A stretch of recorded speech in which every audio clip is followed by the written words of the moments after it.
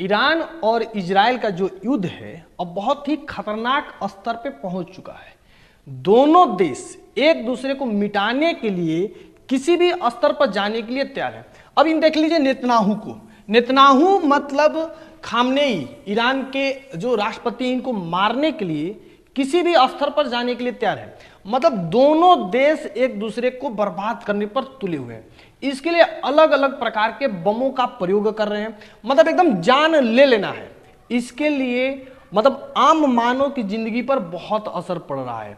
प्रतिदिन हजारों रुपए दोनों देशों का खर्च हो रहा है और लोगों को मारने के लिए मतलब कौन कहां मारेगा इसके लिए कोई ध्यान नहीं दे रहा है। नमस्कार, जय हिंद, मैं एसएन मिश्रा।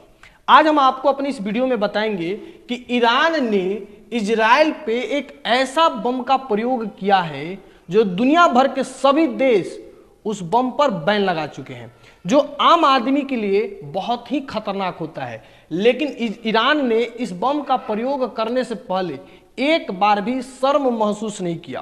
तो ये जो बम है इसको बोलते हैं हम लोग क्लस्टर बम, ठीक है। ये जो बम है हम लोगों का क्या है, क्लस्टर बम। ये बम इतना खतरनाक है कि आप इसके बारे में समझ नहीं सकते। तो आज हम आपको इस क्लस्टर बम के बारे में बताने वाले हैं। देख लीजिए क्लस्टर बम कैसा होता है, जिसे दुनिया भर के लगभग सभी देश भाई बैन कर चुके हैं, लेकिन फिर भी इस बम का प्रयोग ईरान ने इजराइल पर किया है। हम आपको इस वीडियो में इस बम के बारे में सारी बातें बताएंगे। देखिए ये बम हम लोगों का कितना खतरनाक है। मतलब दुनिया भर के सभी देश इस बम पर बैन लगा चुके हैं।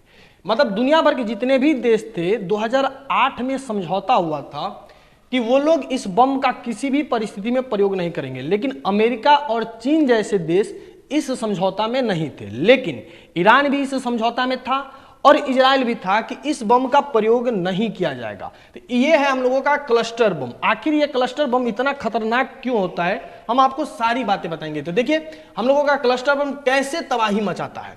इस बम को छोड़ने के लिए आपको देखिए सुपरसोनिक या हाइपरसोनिक मिसाइल के जरिए इसको जमीन से हवा में लॉन्च किया जाता है। मतलब ये जो बम है आपका इस प्रकार से दिखाई देगा। देखिए एक मिसाइल जैसा होता है, ठीक है ना भाई। इसमें छोटा छोटा जो बम होता है बहुत अधिक मात्रा में होता है, जिसको जमीन से जिस देश पर आपको छोड़ना है सुपरसोनिक या हाइपरसोनिक मिसाइल से इसको छोड़ा जाता है। जब ये बम हम लोगों के हवा में जब जाता है तो ये क्या होता है, हवा में फटता है। ये बम हवा में फटता है, जिससे क्या होता है, ये बहुत सारे छोटे छोटे, देखिए ये जो बम है हम लोगों का ये छोटा छोटा इस तरीके से पार्ट होता है, ठीक है, छोटा छोटा पार्ट होता है।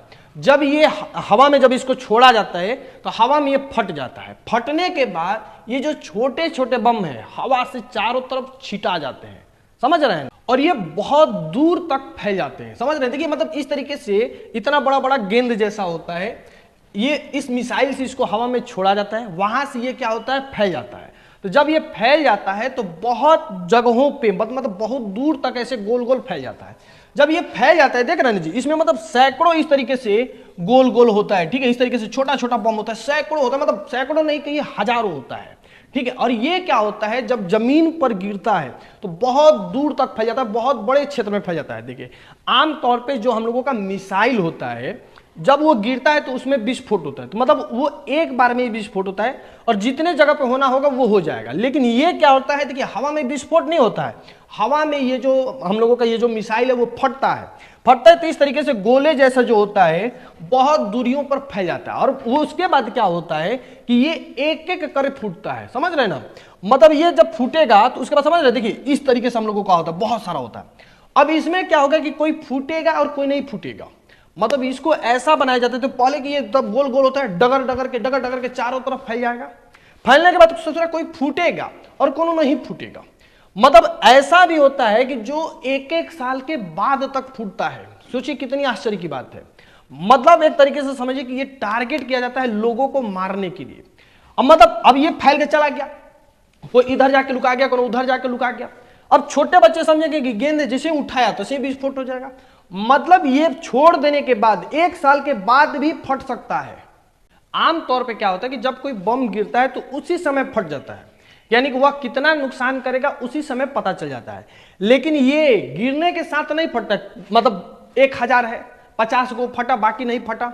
और जो बाकी है वो 1 साल के बाद भी फट सकता है। तो यहाँ पे डर ये है कि भैया गिर गया, इधर उधर जाके डगर के छिप गया, लोगों को लगा कि भैया अब तो बम खत्म हो गया, लोग अब आम जिंदगी जीना शुरू करते हैं। उसके बाद ये जो होता है मतलब फटना शुरू करता है। बच्चे मान लीजिए मैदान में जाके किधर इधर उधर घास में छिप गया है, बच्चे मान लीजिए क्रिकेट खेलने जा रहे हैं अपना बॉल ढूंढने, तो बॉल ढूंढेंगे तो उनको लगेगा कि अरे भैया कौन लोहा भर का चीज है, उसके साथ खेलेंगे तब तक फट जाएगा। तो इसकी खतरनाक यही है, समझ रहे ना, कि बहुत दिनों के बाद ये फटता है।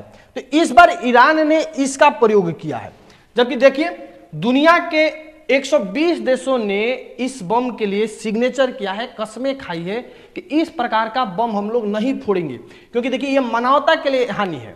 और ये बम मुख्य रूप से बनाया गया है आम आदमी को मारने के लिए, यानी कि जो भीड़ भड़ाका वाला इलाका है वहां पे इसको फोड़ दिया जाता है। ठीक है, बहुत सारे छोटे छोटे बम है इसमें, उस समय नहीं फटते ही, ये 1-1 साल के बाद तक फट सकता है। तो दुनिया भर के देश इस पर समझौता किया कि भैया इस तरीके का बम नहीं फोड़ा जाएगा, लेकिन इस बार ईरान ने ये बम इजराइल पर फोड़ दिया है। तो ईरान और इजराइल एक दूसरे को मिटाने के लिए किसी भी हद तक जाने के लिए तैयार है। तो हम आपसे अनुरोध करते हैं कि बताइए कि इस युद्ध में कौन जीतेगा, ईरान या इजराइल? आप किसके साथ हैं, एक कमेंट जरूर कीजिएगा। धन्यवाद।